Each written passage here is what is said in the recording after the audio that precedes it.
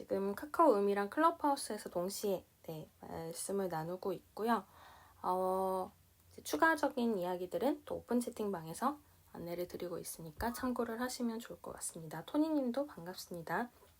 그러면은 7시 됐으니까요. 바로 시작을 할게요. 오늘은 제목에 있는 것처럼 데브옵스라는 개념에 대해서 좀 이야기를 드리는데요. 청청색청님, 그 다음에 선아님, 윤범님 반갑습니다. 일단은 이제 오늘 취지 이야기 드리고 목차 이야기 드리고 나서 이제 오늘 말씀을 드릴 건데요. 근데 제목만 봤을 때는 이제 굉장히 IT나 기술적인 것만 생각을 하실 수도 있지만 너무 어려운 뭔가 좀 IT에 특화된 이야기보다는 결국 이 주제를 가지고 사이드 프로젝트라든지 혹은 비즈니스를 생각할 때 어떤 점을 참고로 하거나 혹은 활용할 수 있을까라는 부분에 대해서 좀 이야기를 드리려고 해요. 그래서 막 너무 어려운 내용보다는 원래 이제 제가 방에서 말씀을 드리는 취지도 뭐 비즈니스나 비즈니스 모델, 사이드 프로젝트, 부업, 사업, 창업 또는 여러 가지 업무와 관련된 내용을 말씀을 드리는 거기 때문에 그런 부분에서 좀 활용이 될 수 있으면 좋을 것 같다는 생각에서 방을 연 거기 때문에 너무 어려운 얘기로 되지 않을까라고는 걱정하지 않으셔도 괜찮을 것 같습니다. 일단 먼저 이제 주제의 취지를 이야기를 드리면요. 사실 어제 클라우드 세션을 했어요. 그리고 클라우드의 개념이라든지 물론 이제 그것도 기술적인 이야기보다는 어떤 식으로 기업들이 트렌드가 바뀌고 있고 비즈니스가 변화하고 있는지 그런 내용을 어제 이야기를 드렸는데 클라우드를 가지고 점점 이제 뭐 기술적으로나 비즈니스를 이용을 하다 보면은 이 데브옵스라는 개념이 나오게 돼요. 근데 어떤 거냐면 이제 클라우드라는 그런 구조를 더 잘 활용하기 위한 수단이라고 볼 수도 있고 혹은 그런 환경을 만들어 가는 거, 팀을 만들고 조직을 꾸리고 이런 거에 관련된 거기는 한데요. 예전에 프로젝트 관리에 관해서도 좀 이야기를 드린 적이 있고요. 그 다음에 이제 팀 빌딩을 어떻게 하는지 이야기를 드린 적이 있는데 그런 거랑도 좀 연관이 있으면서 특히 제가 이 주제를 가지고 의도를 하는 거는 이게 어떤 하나를 막 집중해서 한다기보다는 여러 분야를 좀 동시에 같이 진행을 한다는 개념이 이 안에 들어있거든요. 특히 여러분들이 만약에 사이드 프로젝트를 하고 계시거나 아니면 앞으로 하려고 하시거나 또는 스타트업을 앞으로 꾸리려고 하시거나 혹은 스타트업이 진행이 된 다음에 거기서 또 새로운 비즈니스를 생각하시려면은 아무래도 동시다발로 무언가를 병행하시거나 연구하시는 경우가 많으실 것 같은데 그런 것을 어떻게 잘 병행할 수 있는가의 관점으로 이 데브옵스라는 이야기를 드리려고 하는 거고요. 그리고 마지막에는 이게 사실 뭐 이렇게 하면 돼 라는 규칙이라기보다는 철학에 가까운 거거든요. 그래서 이런 어떤 뭔가 동시다발로 연결이 되고 진행을 하고 병행을 하는 것이 결국 비즈니스나 비즈니스 모델 차원에서 어떤 식으로 활용할 수 있는가라는 것도 좀 마지막에 이야기를 드리려고 해요. 그리고 내일 아침은 이제 아마존이라는 기업에 대해서 좀 이야기를 드리려고 예정을 하고 있는데 사실 아마존도 이런 데브옵스라는 구조 혹은 철학을 굉장히 활용을 많이 하고 있고요. 유명한 기업들이 많이 하고 있어요. 이 데브옵스라는 구조를. 그래서 그런 점이나 혹은 아마존이 클라우드나 여러 가지 서비스를 많이 하고 있기 때문에 그런 것에서도 좀 연결이 돼서 이제 순서상으로도 이게 맞을 것 같아서 지금 이제 이 데브옵스라는 주제를 넣었어요. 그래서 이제 일단 취지는 말씀드린 것처럼 클라우드라든지 그다음에 프로젝트 관리라든지 그런 여러 가지 개념도 있지만 동시다발로 뭔가를 병행하고 같이 진행하는 그런 것에 대한 철학이나 비즈니스적인 측면을 보려고 한다라는 게 취지이고요. 이제 오늘은 순서는 일단 이것도 이제 늘 그렇듯이 여러분이 공감하실 수 있는 주변에서 어떤 사례가 있는지 먼저 도입부를 좀 얘기해 드리고 나서 그리고 나서 데브옵스라는 개념을 조금 얘기해 드릴 거고요. 그리고 예전에 에자일이나 린이라는 거를 좀 얘기 드린 적이 있는데 그거랑 비슷한 점이나 좀 차이점이 있어요. 이제 그런 것도 사실 이제 예전에 에자일을 하는 게 업무를 효율적으로 하기 위한 부분이라고 했는데 과연 그러면 업무를 효율적으로 하는 방법이 한 가지인가 아닌가? 라는 측면에서 좀 얘기를 드리려고 하고, 그다음에 후반부에는 이제 그러면서 어떻게 하면 잘할 수 있고 어떻게 하면은 이게 잘 안 굴러갈 수 있는지 여러 사례를 얘기해 드리면서 마지막에는 이제 물론 그 철학이나 비즈니스 모델도 얘기를 드릴 건데요. 재밌는 거는 이 데브옵스라는 분야 자체는 딱 한 10년 정도 됐어요. 한 9년, 10년? 되게 새로운 분야인데 이게 데이터 과학이나 머신러닝에서도 결국 데브옵스를 써야 된다라는 개념이 한 요 2, 3년 계속 등장을 하고 있기 때문에 아마 이제 그동안에 제가 뭐 데이터 분석도 이야기 드리고 AI도 얘기 드리고 그 안에서 머신러닝이라는 개념도 말씀드린 적이 있는데요. 그런 분야에서도 이 데브옵스라는 개념이 활용이 될 거기 때문에 뭐 꼭 여러분들이 데이터나 AI를 다루지 않더라도 이렇게 관심을 가진 뉴스들이 점점 이 단어가 등장을 할 거예요. 그래서 사실 어떻게 보면 트렌드를 조금 더 알아둔다는 개념으로 생각을 해주시면 좋을 것 같아요. 그래서 이제 그렇게 이야기 드리려고 하고, 그래서 이제 바로 이야기를 들어가 볼게요. 일단은 이 데브옵스라는 게 어떤 건지 이야기를 하기 전에 아까도 말씀드린 것처럼 아마존이나 페이스북에서도 이 구조를 써서 업무를 하고 있어요. 이제 조금 전에 말씀드린 것처럼 여러 업무를 같이 병행을 한다는 개념이거든요. 예전에는 만약에 어떤 비즈니스를 좀 바꿔야겠다 하면은 먼저 기획을 하고요. 기획을 열심히 한 다음에 그걸 맞춰서 개발을 해요. 뭐 시스템이 됐든 서비스가 됐든 상품이 됐든 개발을 다 하고 그게 완료가 되면 그리고 나서 운영을 이제 시작을 하는 거죠. 자, 이게 상품으로 나왔으니까 이제부터 이 상품에 대해서 판매도 하고 마케팅도 하고 CRM, 고객 관계 관리도 하고 개선도 하자라는 거고 그리고 나서 이제 조금씩 그런 개선을 해가는 과정이 예전의 원래 비즈니스인데 이따가 자세히 얘기 드리기 전에 일단 왜 아마존이나 페북이 하느냐라는 거를 말씀을 드리면은 이 데브옵스라는 거는 그렇게 제가 지금 얘기 드린 순서를 좀 섞는 거예요. 기획은 하는데요. 그리고 나서 상품이나 서비스를 개발하고 운영을 시작하는 게 아니라 그 개발이랑 운영이 거의 동시에 최대한 개발을 빨리 하면서 운영을 이미 시작을 하는 그래서 상품이 아직 완전히 개발되진 않았지만 이게 개발이 되면 이런 식으로 우리가 마케팅을 할 거고 이렇게 운영을 할 거고 이렇게 판매도 할 거고 하는 거를 같이 진행을 하는 거예요. 사실 그래서 이거를 제가 지금 이야기 드리는 거를 여러분도 들어보시면은 결국은 이제 이게 막 이론대로 다 만들고 판다 이런 거보다는 여러분들이 사이드 프로젝트나 스타트업을 하실 때 실제로 하시는 것이 이 데브옵스에 가깝거든요. 모든 걸 다 완성하고 나서 하는 게 아니라 우리가 막 시간상 여러 가지 비즈니스를 생각할 때 일단 조금 만들고 판매도 생각하고 뭐 어디 스마트 스토어에도 등록하고 홈페이지도 만들고 하는 거를 굉장히 동시다발적으로 하잖아요. 그 개념이랑 굉장히 비슷하다고 보시면 좋을 것 같아요. 그래서 이 데브옵스라는 거가 이제 구조는 그렇게 병행을 하는데 목표는 결국 지속적으로 효율적으로 개선을 하자라는 게 데브옵스거든요. 그래서 아마존이나 페이스북도 그렇고 대부분의 큰 기업들은 아예 서비스나 상품이나 비즈니스나 시스템을 개발을 할 때 이 데브옵스 방식으로 바꿔서 예전 같으면은 막 몇 달, 몇 년 걸려서 상품이 나온 다음에야 그 다음 프로세스를 고민을 했는데 지금은 이미 상품을 개발하기 시작하면서부터 이걸 어떻게 운영할까를 같이 아예 기획을 동시에 들어가는 거예요. 그 개념이기 때문에 이 데브옵스라는 거를 이제 보통은 IT에서 많이 현재는 쓰고 있지만 지금 다른 큰 기업들이 쓰고 있다는 거는 이게 이제 비즈니스로도 좀 점점 확장이 될 거거든요. 동시다발적으로 업무를 진행하면서 근데 이게 왜 좋은 거냐면은 상품이나 서비스나 비즈니스를 개발할 때 거기서 나올 문제점을 조금 더 빠르게 캐치를 한다는 거예요.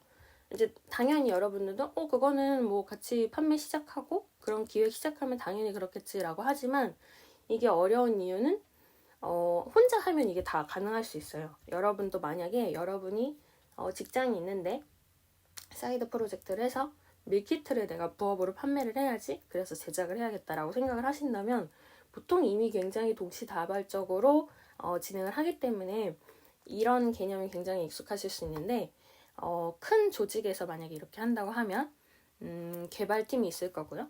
기획팀도 있고 디자인팀도 있고 운영팀도 따로 있고 그 다음에 마케팅팀도 따로 있고 이게 다 따로 있게 되는 거죠. 그러면은 문제는 자 지금부터 데브옵스 방식으로 여러분들 동시에 같이 진행을 합시다라고 했을 때 그냥 단순히 큰 조직한테 아무 설명도 없이 이렇게 얘기를 하면은 우리는 개발이 안 되면 디자인을 할 수가 없는데요? 라고 하거나 우리가 운영을 하려면은 디자인까지는 나와야 운영을 고려할 수 있는데요?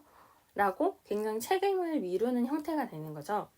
근데 이거를 잘 유지를 하고 조직이 꾸려지기만 하면 물론 이것 때문에 조직을 막 새로 꾸민다기보다는 철학이나 습관적인 거기 때문에 굉장히 잘 스며들어야 되긴 해요. 근데 그래도 이렇게 해서 다 같이 움직이는 조직이 세팅이 되면 정말 마치 한 사람이 사이드 프로젝트를 생각하는 것처럼 동시다발적으로 같이 움직일 수 있어지면 바로바로 개선도 확인할 수 있고요. 그 다음에 속도도 빨라지는 거죠. 어떤 상품이 다 나온 다음에 거기서부터 새로 기획하는 게 아니라 동시에 같이 이루어지니까 속도를 굉장히 올릴 수가 있어요. 그리고 이렇게 해서 속도가 올라갔을 때의 그런 데이터라든지 프로세스를 클라우드가 같이 버텨줄 수 있기 때문에 클라우드랑 서로 영향을 주고받는 사이인 거거든요. 이 데브옵스가. 그러면 속도도 올라가면서 효율도 되고 많은 데이터를 클라우드에 같이 축적을 할 수 있기 때문에 굉장히 속도도 물론이고 모든 그 이제 상품이나 서비스에 대해서 굉장히 좋은 프로세스가 갖춰지겠죠. 그래서 아마존이나 페이스북 같은 큰 기업들이 하고 있고요. 넷플릭스도 이거를 하고 있어요. 그래서 넷플릭스 같은 경우에는 업계에서 가장 먼저 이 데브옵스 기법을 사용을 했다고 하고 그걸 통해서 일상의 업무들을 자동화를 하는 거죠.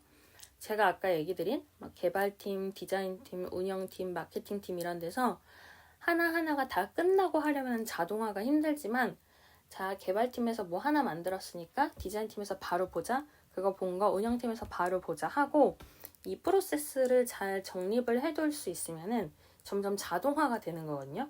1번이 뭔가를 보고 그거를 파일 어디에 넣어놓으면은 어제 얘기한 것처럼 클라우드에서도 분석을 다 해준다고 이야기를 드렸잖아요. 데이터를 좀만 넣어놓으면은 알아서 분석해주고 제안해주고 그런 자동적으로 돌아가는 거가 분석이 돼서 다음 팀에 넘어가고요. 다음 팀도 클라우드에서 작업을 하면서 바로 어떤 개선점을 발견하고 고치고 그다음에 기획에 반영을 하고 하는 과정들이 반복이 되는 거죠. 그러다 보니까 지금 말씀드린 것처럼 이제 넷플릭스 같은 경우에도 이런 기법을 사용해서 굉장히 잘 하고 있다라는 식으로 주변의 평가를 많이 받고 있고요. 특히 넷플릭스 같은 경우에는 컨텐츠를 스트리밍을 해야 되니까 더욱 클라우드를 잘 써야 되는데 그런 경우에 이렇게 여러 업무들이 동시에 같이 진행이 돼서 더 효율적으로 하는 부분에 대해서 평가를 받고 있다고 하고요.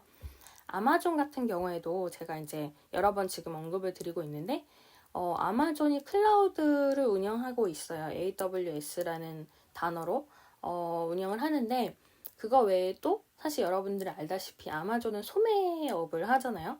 아마존에서 물건을 사죠. 예전에는 이제 그 오래된 책을 파는 데서 아마존이라는 기업이 시작을 했고 지금은 온라인 최대 소매 마켓이라고 볼 수 있는데 그 안에서도 막 정말 몇만 이상의 상품들이 있을 때 그거에 대해서 문제 해결을 하고 어떤 문제를 처리하고 하는 것들을 이런 데브옵스라는 구조를 활용해서 굉장히 빠르게 하는 거예요.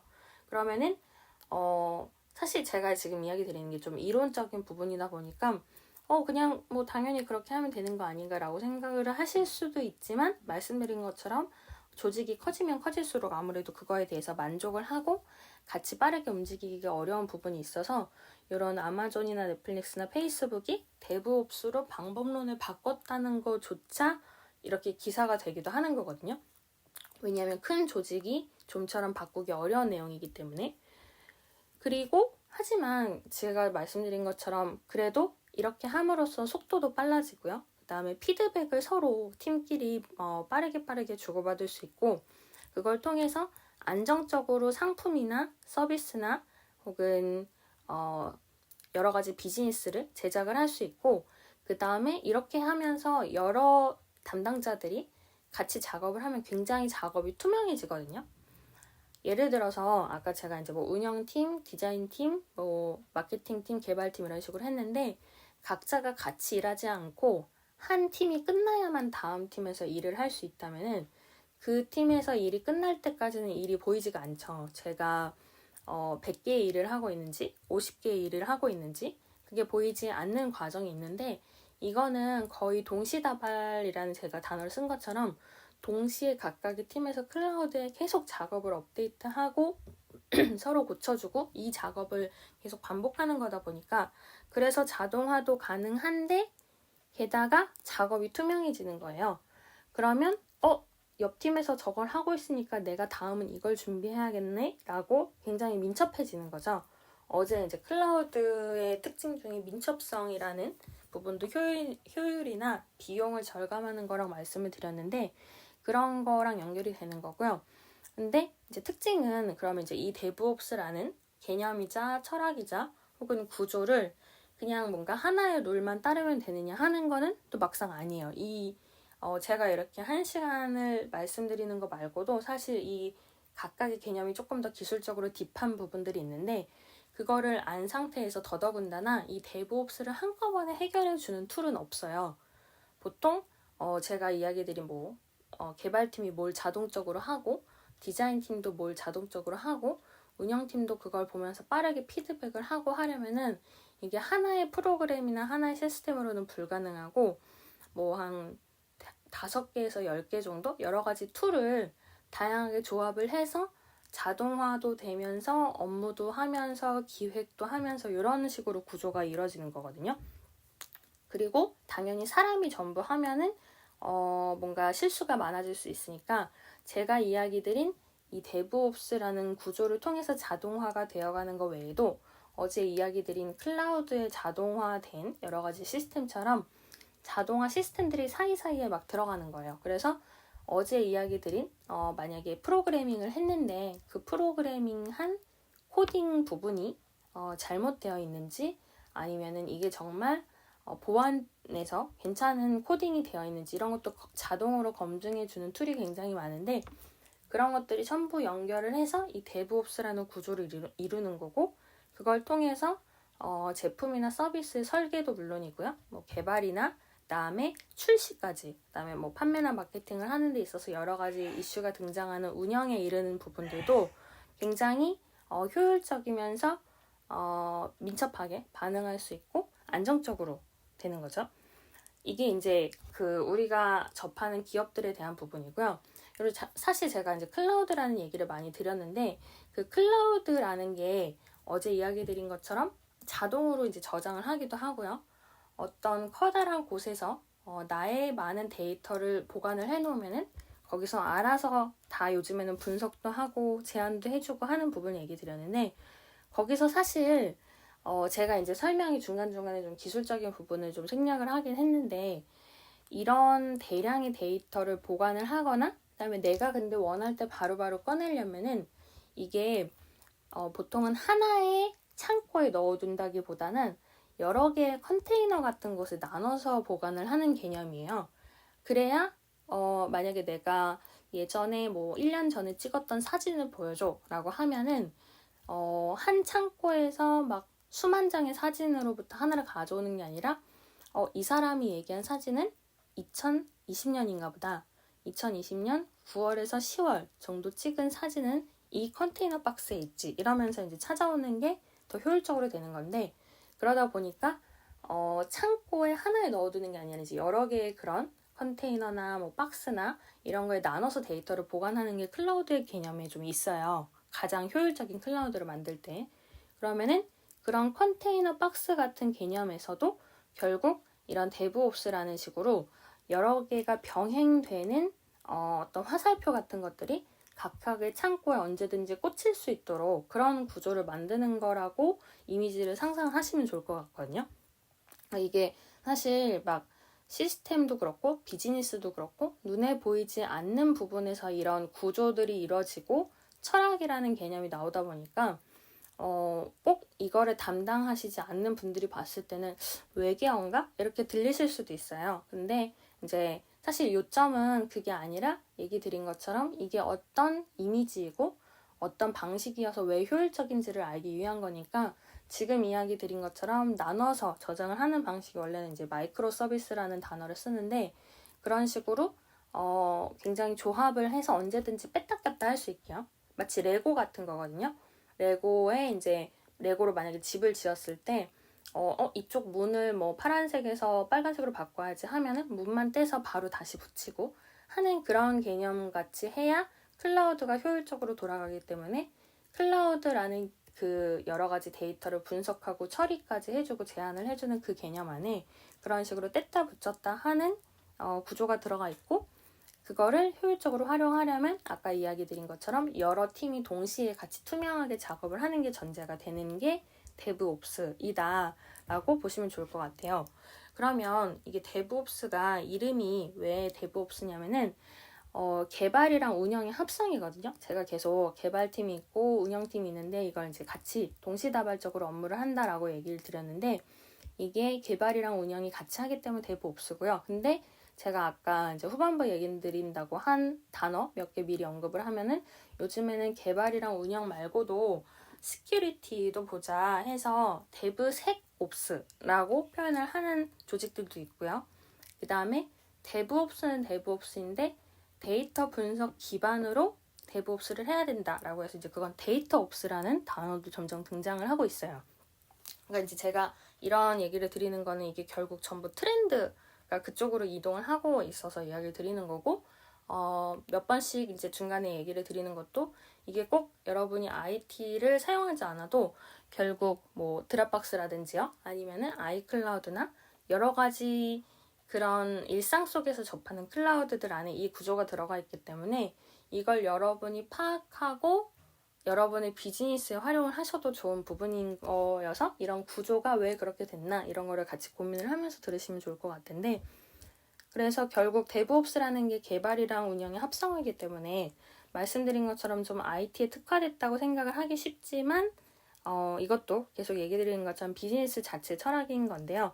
그래서 아까 이야기 드린 것처럼 투명하게 자동적으로 다 함께 업무를 시작을 하면은 빨라지는 게 일단 있겠죠. 왜냐면은 만약에 개발팀에서 한 달 하고 조금 극단적일 수 있지만요. 디자인팀에서 한 달 하고 그 다음에 운영팀에서 한 달 하고 하면 한 3달 걸릴 거를 같이 동시에 시작하면은 한 1개월 안에 셋이 같이 작업을 하는 거죠. 물론 이제 그렇게 늘 아름답게만 업무가 진행되는 건 아니지만요. 그리고 여기 안에서 근데 이제 린이랑 에자일이라는 개념이 등장을 또 다시 해요. 왜냐하면 이제 예전에 린은 낭비를 줄인다고 제가 설명을 했었고요. 그 다음에 에자일은 효율적으로 하는 부분에 대해서 이야기를 드렸었고 그 에자일이라는 개념에서 비롯돼서 뭐 스크럼이라든지 스프린트라든지 효율적으로 하기 위해서 사람들이 어떻게 월화수목금 해야 할 일을 정하고 움직이는지 좀 얘기를 드린 적이 있는데 그걸 통해서 이 데브옵스라는 거를 실현은 한다라는 부분이 있어요. 그래서 이 데브옵스라는 개념도 최대한 낭비를 줄이고 효율적으로 한다 하는 건데 당연히 이제 이거에 대해서는 좀 리더십도 필요하고요. 왜냐면은 에자일이나 린에서도 제가 중간중간에 이제 언급을 드렸던 것처럼 그 나름의 룰이 있는데 그거를 같이 지켜야 그다음에 데브옵스도 이거에 대해서 누가 뭘 끝내면 다음은 얘가 하는 거야. 그게 잘 이루어지지 않았을 때는 우리가 이런 식으로 체크를 하자라는 룰들이 점점 생기기 때문에 각각에 대해서 리더십이 굉장히 중요하게 요구가 되기는 해요. 그리고 에자일 같은 경우에는 특히 데브옵스랑 좀 서로 약간 친구이면서도 친구가 아닌 것 같은 가깝지만 먼 사이 약간 그런 게 있는데 그거에 대해서 조금 얘기를 드리면은 원래는 이제 에자일이 조금 더 역사는 오래됐어요. 린도 그렇고 이제 굉장히 좀 물론 그렇다고는 해도 새로운 개념이긴 하지만 에자일이라는 게 어쨌든 효율적으로 팀에서 빠르게 업무를 한다는 거고 에자일이나 린에서도 얘기를 드렸던 거는 예전 같으면은 기획을 다 하고 그 순서대로 만들어지는 게 워터폴 폭포수 형식인데 그게 아니라 에자일을 통해서 여러 번 빠르게 조금 해보고 아니면 바로 다음 걸로 바꾸고 조금 해보면 또 바로 다음 걸로 바꾸고 하는 그런 방식에 대해서 이야기를 드렸는데, 그러니까 예를 들면 예전에는 하나의 사이클이었던 게 지금 잘게 쪼갠 거죠. 이게 아까 얘기 드린 사실 창고에 하나에 다 넣어두는 게 아니라 컨테이너 여러 개 박스에 넣어두는 거랑도 비슷한 거거든요. 그렇게 해서 업무 자체를 빠르게 돌아가도록 하는 게 이제 애자일의 그 방식인데, 그러다 보니까 이 애자일의 방식과 클라우드를 결합했을 때 그거에 맞는 팀의 움직이는 방식이 데브옵스다 라는 개념에서 이게 데브옵스를 많은 사람들이 생각했다고 하는 부분도 있어요. 이게 사실 애자일 연구하는 사람들도 따로 있고 데브옵스 연구에서 발표하는 사람들도 따로 있다 보니까 누가 더 먼저냐, 약간 닭이냐 달걀이냐 이런 개념이 있긴 한데, 그래서 애자일을 좀 중점적으로 보는 사람들은요, 애자일을 실현하기 위한 방법 중에 하나가 데브옵스야 라고 생각을 하시는 분들이 있어요. 근데 또 데브옵스를 열심히 파헤치고, 막 제가 데브옵스 한 10년 됐다고 하는데 그 안에서 데브옵스를 연구를 하면서 아까 이야기 드린 여러 가지 방식이나 툴, 그다음에 그 안에서 쓰이는 프로그램이나 비즈니스적인 영향이나 이런 거를 연구하신 분들은 데브옵스라는 하나의 생태계 안에서 이걸 잘 하려면 쓸 수 있는 방법 중에 하나가 애자일이다, 이렇게 분석을 하고 있어요. 해석을. 그러니까 서로 내가 먼저다 이렇게 하는 거죠. 이게 사실 애자일이랑 데브옵스의 관계이기는 해요. 그래서 보통은 애자일에서 데브옵스가 나왔을 수 있지 이렇게 생각을 하기도 하긴 하는데, 양쪽의 각자의 입장이 팽팽하기 때문에 애자일이랑 데브옵스가 사실 굉장히 밀접하면서도 무조건 같다고 보지는 않는 부분이 일단은 있어요. 이제 그런 식으로 근데 어쨌든 데브옵스가 한 10년 정도 이렇게 진행이 되어 왔고, 이게 데브옵스가 시작이 된 거는 처음에는 비즈니스적인 적용보다는, 그리고 아까 얘기 드린 데이터나 이런 것보다는 이제 개발자 분들이 개발을 할 때 이거를 다 만든 다음에 피드백하기보다는 한꺼번에 동시에 정말 개발하면서 운영이 된다면 더 많은 부분에서 오류를 발견하기 쉽고 비즈니스도 최적화를 시키는 거에 더 적합하겠다, 이런 거를 연구를 하고 발표를 하면서 시작이 됐거든요. 그리고 이제 이거의 초점은 아까도 얘기 드린 것처럼 결국 협업이고요. 여러 담당자들이 서로에게 책임을 전가하고 니네가 안 끝나면 우리가 못해 하는 게 아니라 처음부터 같이 움직인다라는 협업이라는 개념에서 굉장히 기업의 문화를 주도를 할 수 있다 보니까, 그래서 이제 많은 대기업들이 여기 이런 데브옵스라는 조직의 구조 혹은 철학에 대해서 관심을 보이거나 이미 도입을 한 거고요. 그리고 여기서 자동화가 계속 이루어지다 보면은 통합이 되고 그 안에서 작업이 투명해지고 연속해서 작업을 하는 게 쉬워지는 거죠. 예전 같으면 아까 예시를 든 걸로 치면은 3달이 지나야 우리 이런 상품 만들어요 라고 발표를 할 수 있었던 게 지금은 한 달 정도 상황을 보면은 바로바로 출시도 하고 발표도 할 수 있으니까, 혹은 바로 출시할지 아니면 타이밍에 맞춰서 조금 전략적으로 마케팅을 진행을 할지 이런 거를 더 훨씬 전략을 세우기가 쉬워지는 거죠. 작업이 투명해지고 여유 시간이 생길 수 있다 보니까. 그렇게 해서 이 데브옵스라는 게 굉장히 갑자기 퍼졌다고 생각을 하시면 좋을 것 같아요. 결국 이게 개발자 분들이 처음에 연구는 했지만 개발자가 좋자고 하는 게 아니라 이 데브옵스를 통해서 기업이 결국은 전반적으로 같이 성장하고 같이 팀끼리 협업을 하면서 좋아지는 거기 때문에 이런 부분이 있고, 사실 제가 어제 클라우드 같은 경우에도 특징이나 트렌드에서 그런 얘기를 했어요. 예전에는 현업에서 클라우드를 중점적으로 사용을 했지만 임원들이나 좀 이 팀장급, 좀 고위직에 있는 사람들은 클라우드의 중요성을 잘 인지하지 못하다가 이렇게 클라우드 자체가 비즈니스를 크게 좌우하다 보니까 이제 관심을 갖고 있다라고 어제 말씀을 드렸는데, 이 데브옵스도 약간 그런 개념이에요. 결국 클라우드이기 때문에 데브옵스라는 개념이 나오긴 하는데, 예전에는 이제 어떤 기업에서 그 전체를 총괄하는 분은 이런 거에 관심이 없었죠. 그리고 이제 개발자나 개발자 옆에서 같이 운영을 하거나 마케팅을 고민하거나 이 분들이 이걸 고민하다가 연구를 하게 된 건데, 이거에 대해서 연구가 진행이 되고 실제로 속도가 빨라지는 걸 보면서 이제는 클라우드랑 더불어서 데브옵스도 무조건 해야 되는 거네 라고 경영진 분들이 생각을 하는 부분은 있어요. 근데 물론 이게 제가 장점을 위주로 말씀을 드리긴 했지만 제대로 잘 세팅이 되지 않으면 단점도 분명히 있을 수 있거든요.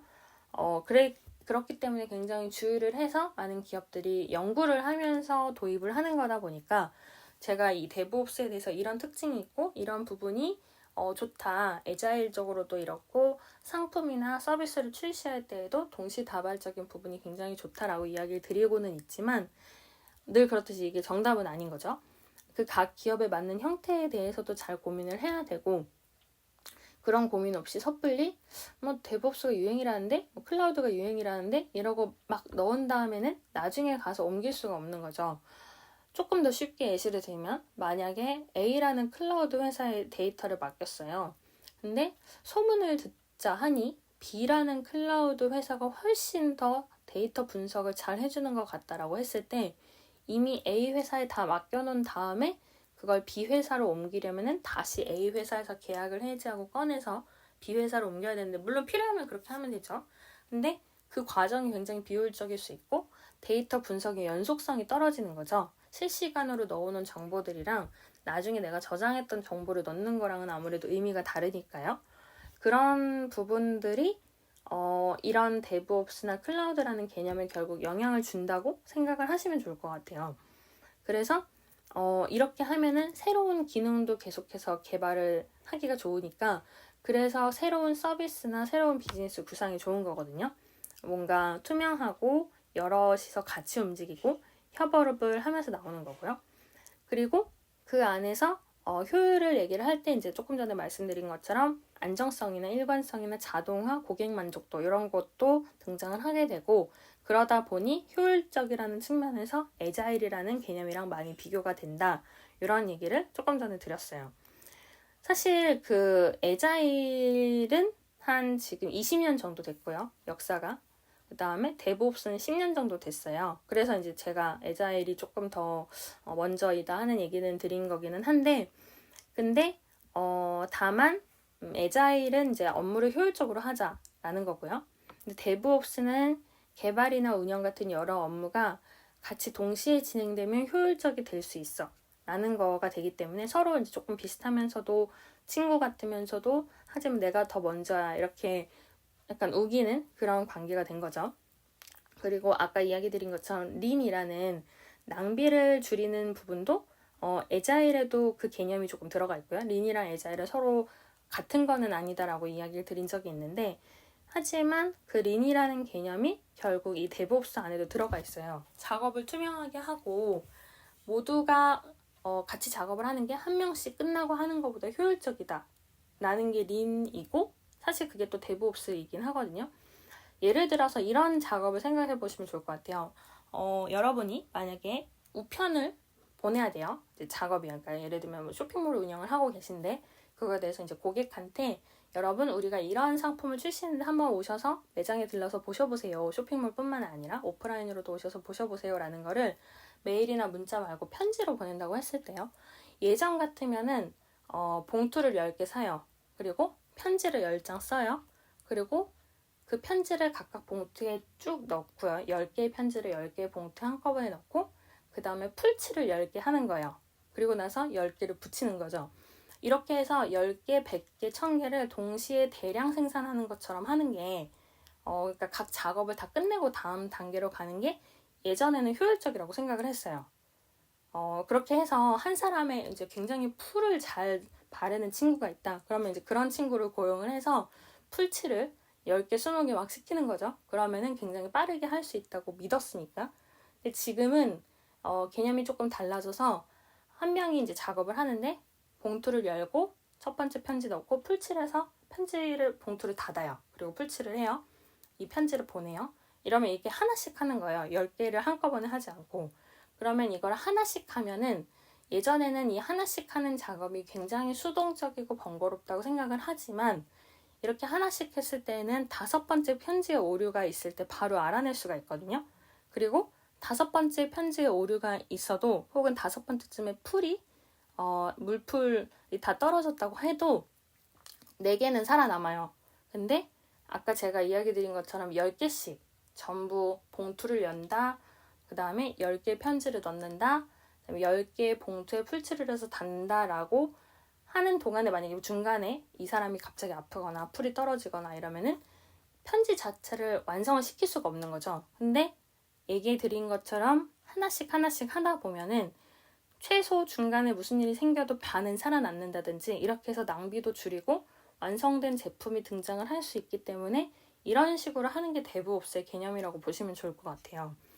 그러니까 아까 제가 서두에서도 말씀드렸던 것처럼 이게 기술에 대한 얘기에 한정되는 게 아니라 결국 비즈니스 운영할 때, 그 다음에 여러분들이 사이드 프로젝트나 스타트업 하실 때 그걸 얼마만큼 효율적으로 생각하고 그 다음에 고객 관점이나 마케팅 관점, 그 다음에 기획에서 어떤 식으로 내가 반복하고 자동화해서 더 효율적으로 갈 수 있냐 하는 게 포인트이기 때문에 그래서 기술 얘기뿐만 아니라 비즈니스에도 적용이 된다. 이 얘기를 계속 강조를 드린 거거든요. 근데 물론 아까도 제가 이제 단점이 있을 수 있다라고 얘기 드린 것처럼 실패하는 경우도 있어요. 이제 어떤 경우에 실패하는지, 그다음에 아까 얘기 드린 것처럼 데브옵스라는 게 어떤 식으로 지금 막 벌써 또 진화를 하고 있는지 이런 거에 대해서 좀 이야기를 드리려고 하고요. 마지막에는 그래서 이런 철학적인 부분을 비즈니스나 여러분들이 스타트업 할 때 어떤 식으로 적용하면 될지 그 부분을 이제 마지막에 이야기를 드리려고 하는데, 일단은 데브옵스를 이제 막 이렇게 많은 기업들이 하고 있다 보니까요. 클라우드처럼 일단 도입을 하는 기업들이 많아요. 본인의 기업이나 본인의 상품이나 비즈니스가 뭐에 특화되어 있는지 생각하지 않은 채 일단 시작해 이러고 이제 데브옵스를 막 넣는 거죠. 근데 문제는 아까 제가 리더십이 필요하다라는 얘기도 드렸고요. 자동화에 관련된 툴들이 있고 5에서 10가지를 조합해서 쓰기도 한다라는 얘기를 드렸는데, 그러면 그런 기술이나 툴이나 비즈니스나 기획에 대해서 각각 잘 알고 있는 사람들이 여기 들어가야 돼요. 회계나 재무도 그렇고요. 영업이나 마케팅도 그렇고 각각에 대해서 이미 그 업무가 어떻게 연결되는지를 알고 있는 사람이 와야 개발이 다 끝나지 않아도 디자인도 시작하고 운영도 시작하고 마케팅도 시작을 하겠죠. 앞에 단계가 없어야. 근데 이걸 잘 모르는, 물론 그렇다고 해서 이제 신입을 뽑냐 경력을 뽑냐 하면 조금 얘기는 달라지지만 이거에 대한 지식이 전혀 없는 팀들을 데려다 놓고 자 지금부터 데브옵스 해라고 하면 내가 뭐부터 시작을 해야 되는지 굉장히 어려울 수 있는 거죠. 마케팅을 하는 사람이 뭔가 지식이 있으면은 제품이 지금 개발이 여기까지 됐대 라고만 들어도 그러면 마케팅 기획을 여기서부터 해야겠다 라고 효율적으로 바로바로 생각을 할 수 있겠지만, 그런 지식이 없는 사람을 두고 야 우리 데브옵스 시작하자, 일단 뭐 개발 운영 같이 하고 마케팅도 같이 생각하고 기획도 같이 생각해 이렇게 되면은 굉장히 혼란을 일으킬 수 있는 거죠. 내가 뭘 해야 되지라는 개념에서. 예전에 막 스프린트나 이런 룰에 대해서도 이야기 드렸는데 그런 룰들을 적용할 그런 멤버 각자의 특성을 모른 상태로 시작이 되면 어려운 게 생기는 거고요. 그 다음에 이거를 자율성을 굉장히 잘 조절을 해야 되는 부분이 있어요. 제가 그 팀들에서 개발팀이 뭔가를 하기 시작을 하고 동시에 운영팀, 뭐 디자인팀, 마케팅팀도 같이 업무를 시작해서 투명하게 같이 돌아간다. 이 얘기를 여러 번 강조를 드렸는데요. 이게 각자의 멤버가 적절한 자율성이 있어야 되는 거죠. 내가 혼자 다 하면 돼. 또 아니고 저 사람이 다 하면 그때 가서 내가 하지. 또 아니고 이 정도의 일이 보일 때 나는 이걸 미리 시작을 해야겠다. 그리고 이 부분이 완성이 되기 전에 저 팀들이랑 커뮤니케이션을 해서 부족한 점이나 피드백을 빠르게 알고 나를 수정을 해야겠다라는 적절한 자율성이 굉장히 요구가 된다고 많이 하는데요. 그거 없이 그냥 이제 남들이 이야기하는 거를 그대로 따르기만 하는 만약에 멤버를 두거나 혹은 그 문화가 제대로 바뀌지 않은 채 이걸 적용을 하면 당연히 윗사람 눈치를 보느라 바로 업무 시작을 못하는 경우들이 생기겠죠. 혹은 너무 크게 시작을 해서 실패를 한다고도 많이 해요. 이게 제가 중간에 좀 강조를 드린 것처럼 철학적인 개념이 분명히 들어가 있고 팀들이 같이 동시에 맞아 우리는 이렇게 움직이는 거야 라고 어느 정도 합의가 돼야 이 움직임이 속도도 나고 효율적이고 투명해질 수 있는데요.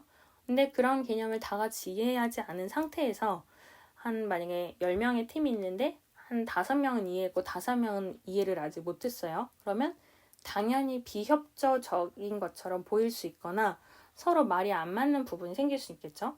그래서 처음부터 이걸 너무 크게 시작하기보다는 예를 들면 10명 중에 5명이 이해하고 있으면은 그 5명의 팀부터 먼저 시작을 하고 그걸 옆에 있는 5명도 같이 학습을 할 수 있도록 하자라는 부분이 이제 데브옵스에서 추구를 하는 성장의 방향인 거거든요. 그래서 이제 그런 것들을 고려를 해야 이런 데브옵스라는 문화나 철학이 실패하지 않고 아까 이야기를 드린 것처럼 넷플릭스나 페이스북이나 아마존처럼 그런 기업들이 효율적으로 움직이는 문화에 가까운 걸 실현할 수 있다라는 부분이 이 데브옵스의 특징이라고 볼 수 있으면 좋을 것 같아요. 그러니까 결국은 역량이나 리더십이나 그에 따른 툴이나 조직의 문화가 중요하다는 점이 있기 때문에 예전에 이야기드린 팀빌딩이라는 세션이랑 좀 연결이 된다라고 말씀을 드린 거고요. 그리고 이제 요 남은 시간은 그래서 그 데브옵스가 지금 어떤 식으로 변화를 하고 있는지 좀 트렌드에 대한 거랑 오늘 이야기 드린 전체 정리랑 그리고 결국 그래서 이 데브옵스라는 철학이나 문화를 가지고 비즈니스 혹은 스타트업 그리고 사이드 프로젝트에 적용을 한다면 어떤 특징이 있을까 그런 걸 얘기를 드리려고 하는데요. 물론 아까 사이드 프로젝트 관한 특징은 좀 얘기를 드렸어요. 어떤 거냐면은 이런 데브옵스 방식으로 여러 개의 업무가 같이 동시다발적으로 진행되는 것이 사실 여러분들이 진행을 하고 있거나 진행을 하려고 하는 사이드 프로젝트의 모습인 거거든요. 그리고 제가 중간중간에 팀 문화나 조직에 대해서 자꾸 얘기를 드리는 것도 한 명이 동시에 여러 일을 하는 거는 물론 이제 멀티플레이가 되시는 분이랑 각각 집중해서 하시는 분이랑 다를 수는 있지만 한 명이서 하면 지금 이야기한 구조를 이룰 수가 있어요. 근데 여럿이서 하면은 당연히 이거를 굉장히 좀 고려를 해서 같이 이해를 해야 되는 부분이 있고 설사 지금 여러분들이 혼자서 사이드 프로젝트를 이렇게 동시 진행, 동시 병행으로 해서 잘 효율적으로 하더라도 그게 언젠가 커지면 당연히 밑에 직원을 둘 수도 있고요. 조직이 커질 수도 있는 거기 때문에 여러 가지를 염두에 두시고 생각을 하시면 좋을 것 같아요. 지금 이제 데브옵스라는 개념에 대해서 이야기를 드렸는데 요즘에는 일단 데브옵스랑 데이터 분석을 좀 합치는 개념들이 있어요. 그리고 데브옵스에 세큐리티를 넣어서 데브섹옵스라는 식으로 단어를 표현을 하기도 하거든요. 데이터 옵스 같은 경우에는 아까 제가 사실 어제 이야기를 드렸던 것처럼 클라우드라는 개념 내에서 거기에 데이터가 모이면 이제 어느 정도 처리도 하고 분석도 하고 제안까지 해주는 게 요즘 클라우드의 형식이다. 그리고 클라우드가 단순히 데이터를 저장하는 것뿐만이 아니라 여러 기업들 간의 데이터를 같이 이어주는 플랫폼 구조로 가고 있다라는 걸 어제 이야기를 드렸는데 이 데이터 옵스라는 것도 데브옵스를 통해서 그런 데이터 분석을 어디까지 효율적으로 만들 수 있을까라는 방법론을 추구를 하는 분야예요. 근데 제가 아까 이제 에자일은 한 20년 됐다고 얘기 드렸고요. 데브옵스는 한 10년 정도 됐어요. 이게 처음 생긴 컨퍼런스가 9년 전인가 10년 전인가 그래서 그때부터 이게 한 10년 정도 됐는데 지금 10년밖에 안 된 이 이론을 대부분의 많은 큰 기업에서 급격히 그 다음에 급속도로 많이 넣고 있고 그 와중에 지금 한 3년, 2, 3년 정도 된 이 데이터 옵스라는 개념이 막 성장을 하고 있는 거죠. 왜냐하면 지금 AI도 그렇고 빅데이터도 그렇고 대량의 데이터를 누가 얼마만큼 효율적으로 정리를 하고 운영을 해서 다음 새로운 비즈니스나 새로운 상품, 콘텐츠 여기에 적용할 수 있는가라는 게 이거의 큰 축인 거거든요. 그러다 보니까 데이터를 가지고 지속적으로 데이터 자체의 안정성도 보는 거고요. 데이터를 관리하는 효율도 보고 그 다음에 데이터에서 그러면 어떤 새로운 기획을 할 수 있을까라는 분석 자체를 다 같이 동시다발적으로 할 수 있도록 데이터에 관련돼서 데브옵스를 한다라는 개념이 지금 많이 늘어나고 있어요. 그리고 이제 요즘에 여기에 좀 포커싱을 하는 기사들이나 이런 내용을 보면은 당연히 데브옵스를 이제 해야 된다는 개념이 많고 꼭 그 기사의 논조가 그런 거예요. 내가 그걸 어떻게 생각하냐 이런 것보다는 근데 데브옵스를 해야 된다는 그 논조 안에서 데이터 옵스도 해야 된다라는 것들이 이제 연구가 많이 되고 있다는 그 상황에 대해서 더불어서 그러면 그 데이터 옵스를 하려면 아까 이야기드린 개발팀, 뭐 운영팀, 디자인팀 이런 거 말고도 데이터 과학자 또는 데이터 분석팀이 그 안에 들어간 팀이 구축이 돼야 된다라는 식으로 이야기를 하고 있거든요. 지금 마침 오픈 채팅에 원영님이 데브옵스란 무엇일까요? 라는 글도 올려주셨는데 나중에 같이 참고를 하시면 좋을 것 같아요. 그래서 이런 데이터라는 거에 전문가들도 넣어서 데이터를 위한 데브옵스, 그래서 데이터 옵스를 추구를 하자라는 게 일단 해외에서는 이미 많이 움직이고 있고 우리나라에서도 지금 아까 이제 아마존이나 페이스북이나 넷플릭스 같은 기업들을 보면서 이제 스타트업들이 많이 데브옵스를 추구하고 있어요. 아마 대기업들도 그럴 거라고 생각이 들고요. 물론 다 이제 모두가 공개를 하진 않지만. 근데 이제 데이터 옵스까지 등장을 하니까 이거를 넣기 위해서 그러면 어떤 데이터, 어떤 상품, 비즈니스, 컨텐츠, 예술이나 혹은 이제 지난주에 데이터 시각화 이야기 드릴 때 이야기 드렸던 데이터 아트라는 분야도 있는 것처럼 이런 것들을 어떤 식으로 신뢰하고 같이 공유할 수 있도록 만드느냐라는 구조를 만드는 게 점점 유행을 하는 거죠. 그리고 데이터 같은 경우에는 지금 이야기 드린 데브옵스 말고도 결국 데이터 분석을 잘 해야 되는 부분들이 있다 보니까 좀 더 깊어지는 부분이 있어요. 그 아까 이야기 드린 그 예전의 세션에서 데이터 분석이나 데이터 시각화도 물론 있고요. 클라우드 관련된 것도 많이 들어가야 되고 하다 보니까 좀 기술적인 부분들이 많이 들어가는 건 있는데 이제 그런 것들이 지금 연구가 되고 있고요. 그 다음에 머신러닝에도 데브옵스를 적용해야 된다라는 부분도 지금 많이 나오고 있어요. 그 데이터랑 데브옵스는 이제 데이터 옵스 이런 식으로 단어가 됐는데 머신러닝에 데브옵스 적용하는 건 아직 단어는 안 나왔어요. 근데 다만 그렇게 해서 계속해서 데이터를 학습을 시키고 AI가 뭔가 더욱 새로운 제안을 할 수 있는 것에 대해서 자동화 기술도 넣고 클라우드도 더 효율적으로 넣고 그리고 그걸 위한 비즈니스의 지표를 설정을 하는 거죠. 예를 들어서 그 AI라든지 머신러닝을 통해서 데브옵스가 실현이 됐다. 그래서 우리가 뭐 개발도 디자인도 운영도 마케팅도 기획도 전부 동시에 진행을 하고 있어라고 했을 때 그럼 우리가 이거 정말 잘 달리고 있는 건가?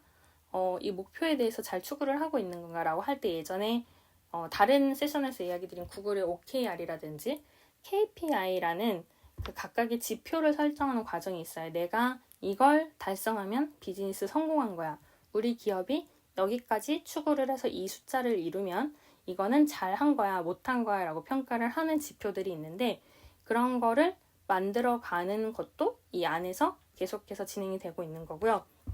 그리고 제가 어제 그런 얘기를 드렸어요. 이제 클라우드 이야기 드리면서 클라우드 트렌드 중에 클라우드 관련된 기업들이 인수합병을 많이 하고 있다라는 설명을 드렸고 그때 첨언을 드린 게 인수합병이라는 게 꼭 작은 회사가 큰 회사에 먹히는 게 아니라 시장이 더 커지고 있기 때문에 여러 회사가 같이 협동조합을 만드는 느낌으로 같이 성장을 하는 거에 대해서 이야기 드렸어요. 예를 들면 1위 기업이랑 2위 기업이 마켓시어를 그 정도 하고 있는 기업이 같이 인수합병을 해서 더 아예 시장을 아예 장악해버리자 이렇게 하는 경우도 있고요.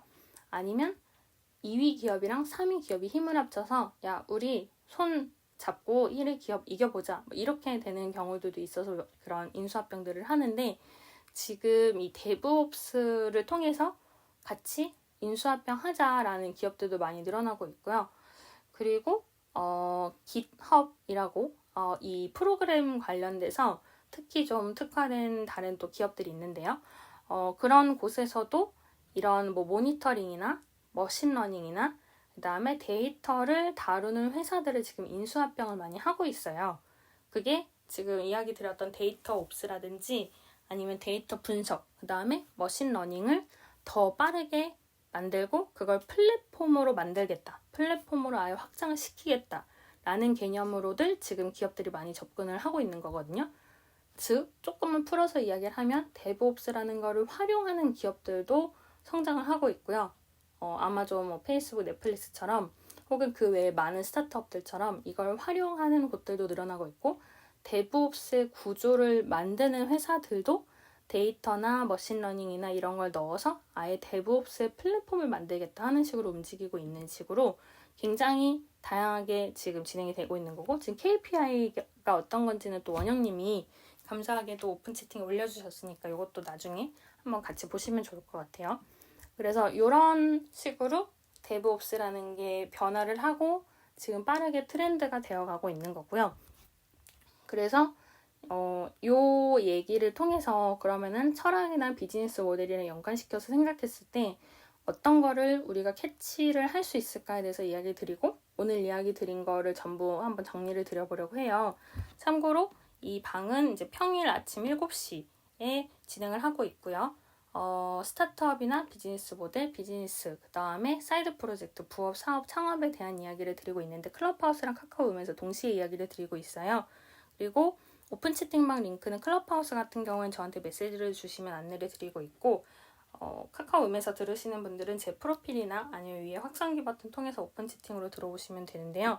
이게 검색으로는 링크를 안 열어놨어요. 그러면 좀 스패머 분들이 많이 들어오셔서 그렇게 좀 진행을 하고 있는데, 오늘은 이제 데이터뿐만 아니라 데브옵스에 대해서 이야기 드리면서 그동안 이야기 드린 클라우드나 데이터 이야기도 많이 나왔는데, 오늘 이야기 드린 걸 정리드리기 앞서서 결국 그러면 이 데브옵스라는 거를 생각했을 때 이 철학이 우리한테 가져다 줄 수 있는 교훈이라든지요, 아니면 여러분들이 새로운 비즈니스 모델 구상할 때 어떤 점을 참고를 할 수 있을까라는 부분을 좀 특징을 제가 정리를 해봤는데, 일단은 첫 번째는 아까 이야기 드린 것처럼 실시간으로 문제 해결을 하는 점이에요.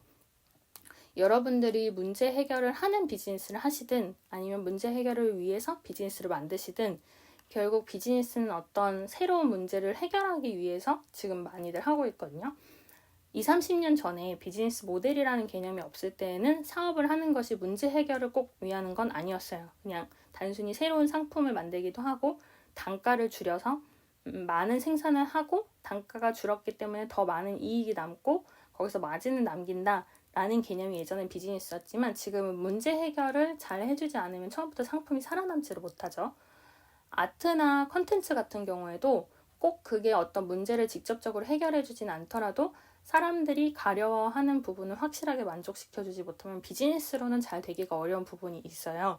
그런 부분에서 단순히 문제 해결을 하자보다는 실시간성으로 문제 해결을 한다라는 개념이 이 데브옵스를 통해서 좀 느낄 수 있는 부분이고요. 왜냐하면 다 같이 동시다발적으로 움직이니까요. 그리고 두 번째는 그 동시다발 혹은 동시병행을 통해서 균형을 잘 생각해야 되는 부분이 있어요. 아까 제가 개발팀, 디자인팀, 운영팀, 마케팅팀, 기획팀 이런 사람들이 어떤 식으로 움직이는지를 여러 가지 예시를 들면서 설명을 드렸는데, 결국 그게 동시에 움직이려면 각각이 갖고 있는 지식이나 생각이나 자율성이나 이런 부분들이 균형을 가져야 같이 유지가 되고 그걸 통해서 비즈니스를 만들어가는 건데, 여러분이 만약에 지금 당장 혼자 움직이시는 중이라고 하더라도 어떤 시간에 어떤 정도의 노력을 재무 부분이나 회계 부분에 투자를 하고 어떤 부분은 투자를 받는 것에 집중을 하고 어떤 시간과 어떤 노력은 업무, 그 다음에 추후에 뭐 직원을 키운다든지 이런 걸 생각을 하자라는 식으로 시간 배분이나 노력 배분을 굉장히 밸런스 있게 하셔야 되는데, 이런 부분도 데브옵스에서 참고를 할 수 있는 부분일 거거든요.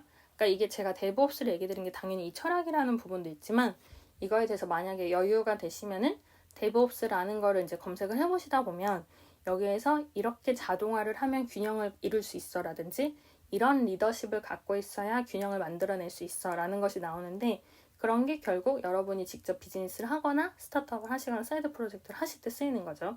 그다음에 세 번째는 이렇게 해서 실시간으로 문제 해결하고 균형을 가졌을 때 결국은 지속적으로 안정적인 구조가 생기게 돼요. 만약에 제대로 시간이나 노력에 대해서 어떤 배려 혹은 배분 이런 것들이 없이 너무 과다하게 갑자기 업무를 하거나 앞, 뒤 단계를 고려하지 않고 어떤 업무가 진행이 됐을 때는 안정적인 구조가 생기기 어려워질 수 있어요. 근데 이런 데브옵스라는 식으로 왼쪽 일이 정리가 되면 오른쪽이 하는데 왼쪽 일이 끝나야 되는 건 아니고 이 정도까지 선에서 오면은 바로 옆에서 착수할 수 있어. 이런 식으로 로직을 좀 짜놓다 보면은 특정 부분에서 문제가 생겼을 때 발견을 하기가 쉬워지거든요. 그리고 속도나 이런 부분에서도 속도가 원래는 빠르다가 갑자기 느려진 부분이 생겼을 때 여기에서 내가 의사결정을 해야 된다라는 것을 파악할 수 있기 때문에 그런 부분에서도 좀 좋을 수 있다라는 부분이 있고요. 마지막으로는 제가 이제 데이터라는 얘기를 많이 드렸는데 결국은 데이터나 혹은 뭐 AI나 클라우드나 이런 새로운 개념들이랑 계속 연관이 된다는 점에서는 꼭 여러분이 뭐 데이터를 다루거나 기술 비즈니스를 하지 않거나 혹은 데브옵스라는 그 개념이랑 크게 연관이 없더라도 이런 트렌드가 온다는 거를 많이 활용을 하시면 좋을 것 같아요. 어제 같은 경우에도 이제 클라우드 이야기를 드리면서 단순히 어떤 저장소를 제공하는 개념에서 지금은 그 클라우드를 중심으로 많은 기업들이 서로 데이터를 보안을 잘 갖춘 상태로 아예 주고받으면서 그 안에서 뭐 수수료가 됐든 이용료가 됐든 클라우드 플랫폼이 가지는 비즈니스 모델이 성장하고 있다는 이야기를 어제 드렸었는데 결국 그 트렌드 자체가 움직이는 거는 많은 기업들이나 많은 서비스가 지금 플랫폼화 되어 가고 있는 거고요. 그리고 데이터 기반으로 바뀌고 있어요. 예전 같으면은 데이터가 많지 않아도 어떤 로직이나 프로세스나 그다음에 상품 그 자체, 기획 그 자체만으로도 팔리던 시절이 있었지만 지금은 데이터에 기반하면 이래라는 어떤 근거나 원인이나 얘기할 수 있는 내용들, 컨텐츠가 없으면은 사실 신뢰성이나 신빙성도 그렇고요. 그 다음에 여러분이 비즈니스를 하는 그 자체 근거가 굉장히 모호해지는 경우가 있기 때문에 데이터 기반으로 많은 것들이 바뀌고 있다. 그래서 데브옵스도 물론이고 데이터옵스라는 개념도 나오고 있다. 그리고 그거를 많은 기업들이 이미 도입을 하고 있다. 해서 성공까지 하고 있다. 라는 부분이 포인트인 거거든요. 그래서 이런 부분들을 조합을 해서 여러분들이 비즈니스를 생각하시거나 사이드 프로젝트를 직접 만드시거나 스타트업을 운영하실 때 참고가 되시면 좋을 것 같아요. 이런 데브옵스라는 특징에 대해서 오늘 이야기 드린 거를 조금 정리를 드려보려고 하는데요. 일단은 처음에 제가 이제 데브옵스 왜 이런 약간 어떻게 보면 기술적으로 보이는 이야기를 드리는가에 대해서 몇 가지 취지랑 그동안의 세션이랑 어떻게 연결되는지를 좀 설명을 드렸어요. 클라우드도 물론이고요. 그다음에 이제 오늘 많이 등장을 하진 않았지만 디지털 트랜스포메이션이랑도 관련이 있고, 그다음 프로젝트 관리나 사이드 프로젝트 동시다발 동시병행을 하는 부분에서 의미가 큰데 결국 이게 스타트업이나 비즈니스 관련된 철학으로 어떻게 적용이 될 수 있을까를 보는 시간을 오늘 가졌는데요. 처음에는 이제 도입부 부분에서 아마존이나 페이스북도 한다. 왜 할까? 라는 거를 좀 이야기를 드렸어요. 데브옵스라는 거는 이런 개념이고 이걸 통해서 아마존, 넷플릭스, 페이스북이 각각 어떤 식으로 성장을 하고 있는지를 처음에 이야기를 드렸고요. 그리고 나서 이거를 하는 이유를 조금 더 구체적으로 얘기 드렸고 어떤 자동화라든지 효율성, 그 다음에 민첩하게 움직일 수 있는 부분들에 대해서 좀 이야기를 드린 것들이 있었고요. 그리고 그 안에서 자동화라는 개념에서 단순히 이게 사람의 힘으로만 되는 게 아니라 여러 가지 툴을 이용하기도 한다라는 이야기를 드렸어요. 그리고 제가 이제 중간에 되게 여러 가지 비유를 좀 다양하게 넣었는데 예를 들어서 클라우드라는 개념이 단순히 하나의 창고에 모든 사람의 모든 데이터를 저장해 놓는다기보다는 효율적으로 나뉘어진 컨테이너가 더 많이 있고 100개, 200개 되는 그 컨테이너 안에 또 컨테이너가 있는 식으로요. 그렇게 해서 쪼개서 저장을 하는 부분에서 효율성을 가져오는 것이 있는데 그런 식으로 나누어서 동시에 같이 움직이는 것이 데브옵스의 이미지다라고 이야기 드렸어요. 컨테이너 A가 뭔가 문을 열기 시작하면 컨테이너 B도 문을 열기 시작하고 이런 식으로 다 같이 효율적으로 협업을 한다. 이런 게 데브옵스이기 때문에 이런 제가 뭐 컨테이너 박스나 그다음에 좀 이따 다시 얘기가 나오겠지만 뭐 편지 봉투를 붙이는 이런 작업을 여러 가지 예시를 드렸는데 결국 개발이랑 운영의 합성으로 이뤄진 이 데브옵스가 한 10년 정도 됐다고 아까 이야기 드렸는데요. 뭐 스포티파이도 그렇고 많은 클라우드를 쓰는 기업들이 이 데브옵스를 쓰고 있는데 스타트업들에서도 쓰고 있는 건 결국 문화를 얼마만큼 만들어 가냐에 초점도 두고 있다라는 이야기도 드렸어요. 단순히 이게 기술적으로나 뭐 조직적으로 이렇게 룰을 지키면 돼라고 끝나는 게 아니라 모두가 어느 정도 자율적으로 다 같이 움직일 수 있어야 낭비를 줄이는 린, 그 다음에 효율적으로 만드는 애자일을 정확하게 실현을 할 수 있고 그 안에서 데브옵스라는 문화나 철학을 가지고 같이 서로 이해하면서 움직여야 가장 효율적일 수 있고 작업도 투명해진다라는 이야기를 드렸고요. 그래서 개발팀이 1개월 하고 디자인팀이 1개월 하고 운영팀이 1개월 하고 막 이렇게 막 3개월, 6개월 걸려서 제품이 나오는 게 아니라 1개월 안에 같이 개발팀도 운영팀도 디자인팀도 다 같이 움직이면서 다만 그 안에서 고칠 수 있는 거를 빠르게 고치고 출시에 대한 여러 가지 전략도 그 안에서 고민을 할 수 있게끔 만드는 것들이 여러 가지 조직의 속도를 빠르게 하고 제품의 출시나 전략에도 효율적으로 영향을 주고받도록 한다라는 이야기를 드렸고요. 다만 이거에 대해서 결국 뭐 성공 사례도 여러 가지 대기업들의 성공 사례도 있고 어떻게 하면 뭐 좀 더 잘할 수 있나 이런 방법들이 인터넷에 많기는 하지만 다만 이거를 제대로 이해하지 못하고 일단 큰 기업들 한다고 하니까 우리도 넣자 라고 생각을 하면 크나큰 오산일 수 있다. 이런 부분도 아까 이야기를 드렸어요. 어느 정도 이 문화라든지 철학이라든지 기술적으로도 뭐가 바탕이 돼야 되는지 이해를 하고 진행하지 않으면 어려운 것에 대해서 아까 중반부에 이야기를 드렸고요. 그리고 중간에 이야기를 드렸던 것 중에 또 하나는 데브옵스랑 애자일을 좀 비교를 했는데요.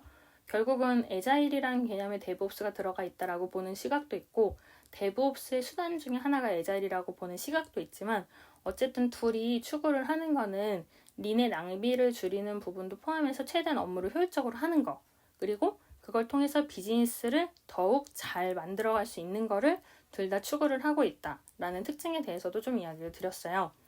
그리고 아까 중간에 이야기 드린 것처럼 단순히 이거를 아무 고민 없이 그냥 넣자라고 생각을 하면 당연히 실패하거나 어려워질 수 있기 때문에 이런 부분을 잘 고민을 해야 되고 나나 우리 팀, 우리 회사가 어떤 역량이 있고 어떤 걸 앞으로 잘 키워가야 된다라는 고민들을 가지고 전략을 세우면서 데브옵스를 도입을 하는 게 좋다라는 이야기를 드렸고요.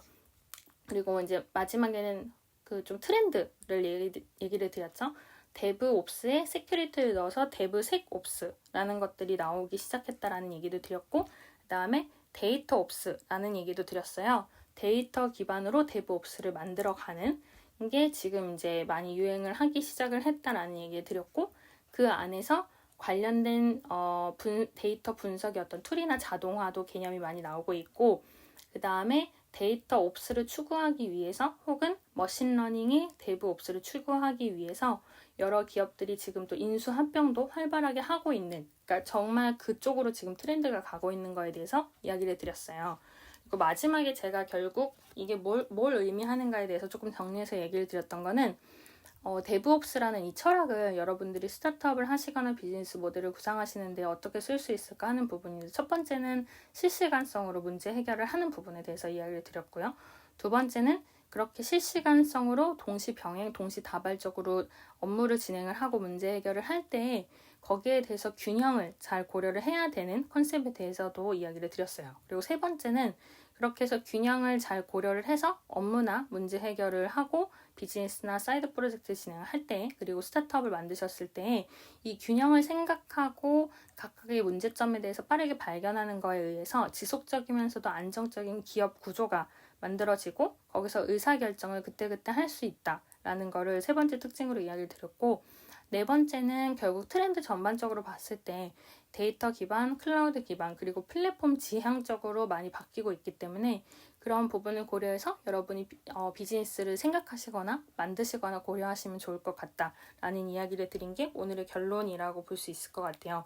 물론 이거는 이제 제가 좀 제 입장에서 정리를 한 거기 때문에 여러분들이 해석하시는 비즈니스에 대한 데브옵스 입장이라든지 아니면 어떤 식으로 활용할지 이런 거는 모두 다르실 수 있으니까 양쪽으로 혹은 다양하게 고민을 하셔보시면 좋을 것 같고요. 늘 얘기 드리는 거지만 이제 정답은 없고 어디 거지나 비즈니스에 대해서 최적화를 시켜가는 부분이기 때문에 이런 개념도 있고 그 다음에 아까 이제 오픈 채팅에 올려주신 것처럼 원영님이 올려주셨는데요. 이런 것처럼 데브옵스라는 개념, KPI라는 개념 이런 것들을 같이 활용을 해서 내 비즈니스, 뭐 내 사업, 혹은 부업 어떤 식으로 진행하면 좋겠다 이렇게 참고가 되시면 좋을 것 같습니다. 그래서 오늘 한 1시간 정도 또 이렇게 말씀을 드렸는데 늘 그렇듯이 한 8시 정도부터는 다른 곳에서도 많은 뉴스들을 하고 있으니까요. 혹시 시간이 되시면 이제 그런 뉴스들을 들으면서 뭐 어제 얘기의 클라우드나 오늘 이런 데브옵스라는 개념을 통해서 조직 문화를 만들고 그 안에서 효율성이나 동시다발성을 추구하는 그런 비즈니스에 대해서는 어떻게 생각을 할 수 있을까? 내가 거기에 비즈니스를 만든다면 뭘 할 수 있지? 어떤 아이디어가 있지? 라는 거를 또 고민해 보시고 재미있게 활용을 하시면 좋을 것 같고요.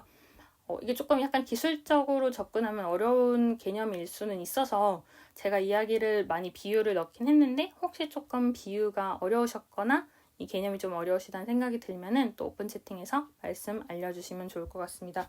오늘도 1시간 들어주셔서 너무너무 감사드리고요. 또 궁금하신 점이나 여러 가지 커뮤니케이션은 오픈 채팅 통해서 말씀 나눌 수 있으면 너무너무 좋을 것 같습니다. 좋은 하루 보내시고요. 오늘도 밥 챙겨 드시는 하루 되시면 좋을 것 같고요.